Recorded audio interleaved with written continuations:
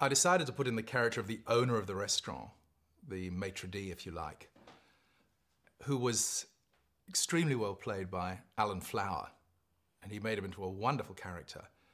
But I put him in to represent the teachings that came from the Middle East and partly the Far East. From maybe about 100 years ago, there was a whole influx of information coming from the temples and monasteries across Middle and Far East that came in to Europe and Russia, and even as far as, Paris and England and so on, and eventually worked their way to America, which brought extraordinarily useful techniques and methods to the Western world who'd never heard of them.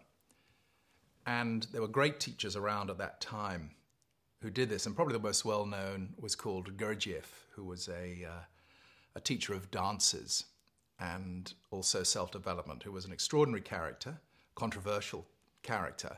But if you study the techniques and methods that he taught and the influence he had, you find it extremely relevant to waking up from the trance that most people live in. Most of us live in some sort of trance, some sort of semi-conscious state. And we talk about this in the film. Gurdjieff was probably the first person who put the knowledge of everybody being in a trance, being in a semi-conscious state, out into the mainstream. It had been well known in the monasteries for thousands of years probably, but he was the man who just brought it into the mainstream through an institute he set up in Paris before World War II. And he taught many people who became great teachers, and they moved across the world. And even today, there are people teaching his kinds of techniques and methods in all sorts of different countries.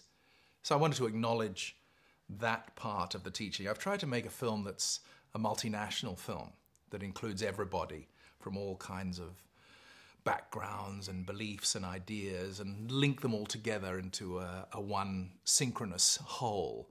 And it's very important to include those teachings that Gurdjieff came about.